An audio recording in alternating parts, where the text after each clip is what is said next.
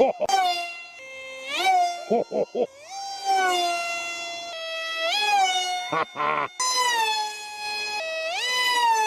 to. Okay. I can't. Like. Far. The throws. Ooh, yeah. Yeah, baby. TGS prop. Depending. Oh, yeah. In-depth evaluation. Prop.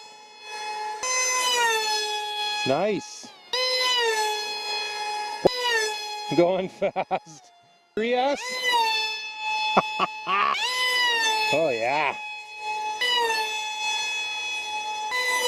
8 kilohertz on the as I'm pushing the speed up. Victory roll. Okay, we'll show off here. Dead stick.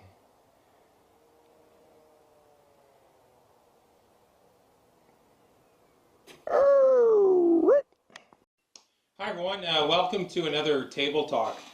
So I'm sure by now some of you might be getting a little bit bored of seeing that that high-speed pass edit, but I figured since this is kind of a special occasion and this little beast right here starred in that edit in a few spots, I thought I'd throw it in there. But yeah, so yesterday I achieved the 500 flight milestone with this modified RC Powers Su30 version 4. I never expected I'd ever have a park jet get that many flights. I know it's probably a bit nerdish of me, but I do keep a flight log, to keep track of not only how many flights I have on my planes, but also sometimes, if I'm testing a new component, new motor, battery, speed controller, whatever. It also gives me a spot where I can log how many flights I've had on that for, assessing durability and that sort of thing. But all of the planes in that edit at the start, I think I have them all still around. They all have over 100 flights on them, and this one 500, and there's a couple, the F-22 here, and the red, white, and black MiG-35. Those have over 200 flights on them. So anyway, what does it take to get a park jet to 500 flights? Well, obviously, I'm not going to lie, it does take some luck. Praying regularly to the RC gods. I've been very fortunate. I haven't done any significant damage really to this plane. Flying it and landing it, probably put more nicks and bumps and scrapes on it getting it in and out of my car. But anyway, what I wanted to do in this video was I just kind of wanted to go over some of the things that I think I did right in my build, and some of the things that I may have done wrong, and things that I would do the next time to get even more durability, or maybe build it in a way so that I didn't have to do some of the minor repairs that I've had to do. So just to review, this plane is built primarily of Dollar Tree foam Adams Ready board. So the fuselage and the wing plate are made out of Dollar Tree foam, as well as the KF4 airfoils. The paper is off the fuselage and the airfoils, and underneath the airfoils on the wing here, I left the paper on, this back part of the wing and this back plate. I did make my nacelles and my vertical stabilizers out of scrap Depron, as well as my elevons. Yeah, and I know that, especially here in North America now that Depron has gone away, you could still build this entirely out of Dollar Tree foam or even model plane foam. Model plane foam is also very durable, and still get a lot of flights out of it. Now, there are some unique things about the RC Powers Su30 version 4, different than many other park jets, and primarily in the way that it lands. It kind of has almost a three-stage, as you're bringing it in and you flare, normally the first thing that's going to hit are these ventral fins here on the bottom. Then it's going to come down onto the intakes, and then normally onto the nose. Not all park jets are like that. My MiG-35, for example, pretty much just on the nacelles. So those are some things to keep in mind you know, if you're looking at your park jet, the areas that are going to take kind of the most punishment, you know, repetitive punishment with landings and things like that. So I'm just going to start from the nose and work my way back and talk about some things that that I think worked well and things that I've had to tweak over time to keep this plane durable and flying well. So initially I had well, no, I'm going to start at the front. What am I doing? Flip the plane over and I get all discombobulated. So I put glue, this glue here, it's a Craft Medley Premium Craft Glue I actually get at my dollar store. It's exactly the same as Bob Smith Industries Foam Cure. So originally I had put, for durability, because I knew my nose was going to be touching the ground, I just sort of put it in this centerpiece here. And knowing what I know now, especially after a couple of days of going out and landing it with some snow on the runway, is I ended up bringing that glue up a little higher here on this part of the nose. I know it's going to be very hard for you to see here, but there are quite a few gouges in that foam. And Dollar Tree foam with the paper off is quite soft and can get gouged and torn. So that's something I would definitely do. I had originally, I should actually back up, I had originally built this plane as to go 100 plus miles an hour, and because I didn't paint it and some other things, I actually slowed it down compared to its predecessor. And then I was going to use it over just as a winter beater plane and retire it, and now I guess I'm just going to keep flying it until I can't fly it anymore. But yeah, so that's what I would do there on the nose. And since I put that glue on there, the nose is nice and strong. I would say probably, if I was to estimate from its weight, brand new, I've probably gained maybe 15 to 20 grams in weight with these repairs that I've had to make. So moving back here, the battery obviously is right underneath here. And there's been a couple times where, you know, I've kind of body slammed it into the ground, not so much on this side. Over on this side, the foam actually cracked right here. So I might put a thin layer of, again, of glue. And all I do with this glue is I just put a thin bead down, and then I take scrap foam and I just squeegee it until it's, you know, as thin a layer as possible. Because when it dries, it's about the same hardness as epoxy, so it's really strong that way. Also, it's going to be tough for you to see, but there's kind of a road map of different cracks in here from stress of harder landings, and also, you know, pulling the battery, putting the battery in, pulling the battery out, you know, 500 times. So what I ended up doing, just to put more overall strength in this area, was I just used some of this fiberglass drywall tape. You know, it's got a little bit of adhesive on the one side of it, and I laid that out, and then again I just took some of this glue and I put it on there, and then again squeegeed it, so it ends up like almost like a poor man's fiberglass. And I probably did this probably about 150, 200 flights ago, and touch wood, she's holding up really well. So you can see here a couple spots. I ended up doing a little bit of repair at the field with some hot glue and a lighter.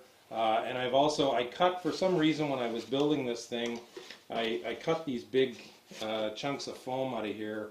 I guess maybe I thought it was easier to run my motor wires. I probably wouldn't cut them quite as big, because I ended up weakening it quite a bit right in this area here. So that's why I've had to glob some glue in there. This little piece here got a little bit weak, so I've actually put, in addition to the fiberglass drywall tape, I've put some of this foaming Gorilla Glue. This stuff is like, it dries like concrete. It's super, super hard. You can see this was actually part of, I know it looks really messy, it looks like somebody globbed a bunch of goo in my plane here, but I also used some foaming Gorilla Glue here, and it might be hard for you to see, but there's actually popsicle sticks in here that run about 1.5 inches to cover over top of where the spar goes in the wing here. So I've had a really super strong motor mount. There have been times where it's got a little bit cracked or loose, and I've just touched it up with a little bit of epoxy. Now, I have had to replace my Velcro once. in the inside the battery bay here. What I normally do is I use I put the fuzzy side in here, and actually what I use is I use the I buy this stuff at the dollar store. It's just kind of a cheaper. You know, it's not as high quality as the you know, the industrial strength stuff. I use that in here, and what I do is I actually use some 5-minute epoxy. I've used every different type of glue. I've used the Bob Smith Industries foam cure. I've tried hot glue. I haven't tried this Gorilla Glue, but this Gorilla Glue foams up so much, you know, it might interfere with the battery being secure. So I just use 5-minute epoxy, and then I lay the Velcro down in here. So it, I think what happened is just over time and in the colder weather, the epoxy that was underneath the original piece, it just, you know, it just dried out, cracked, and then it, one time when I pulled the battery out after a flight, it all came out. So anyway, so that's, touch wood, that's holding up really, really well. So you can see, you know, when I initially built it, this all fit, you know, this battery door fit nice and snug, and now with, you know, over time, stretching it and, you know, kind of pressing the foam down, it's not quite as snug a fit as what it used to be. It adds, I guess, a bit of a character. If I wanted to make this, keep this from getting sort of all rounded off like that, what I probably would do is, again, just put a little bit of that glue along the edge there, and you know, smooth it down to a really thin layer. But anyway, at this point, it adds character to the plane. There's not a whole lot I can do about it. So I put, you know, this plane I painted with, well, painted with magic marker, and you know, I don't know what it is, and I hope I don't jinx myself, but every plane that I've ever built and I've done a magic marker paint job, I don't know if some of the magic came out of the marker or what, but they have lasted forever. You know, I had my RC Powers Su30 version 5 and one of my RC Powers F18 version 3. I did a, you know, a quick magic marker paint job on those planes, and they both lasted over 300 flights. So anyway, I'm not trying to sound superstitious or even weirder than normal, but that always also seems to help. Okay, so moving back, one of the other things I think that helped the strength and durability of this plane was I used, you're not going to be able to see it real well under the wing here, but I used 4mm carbon rod, solid rod, for my my wing reinforcements.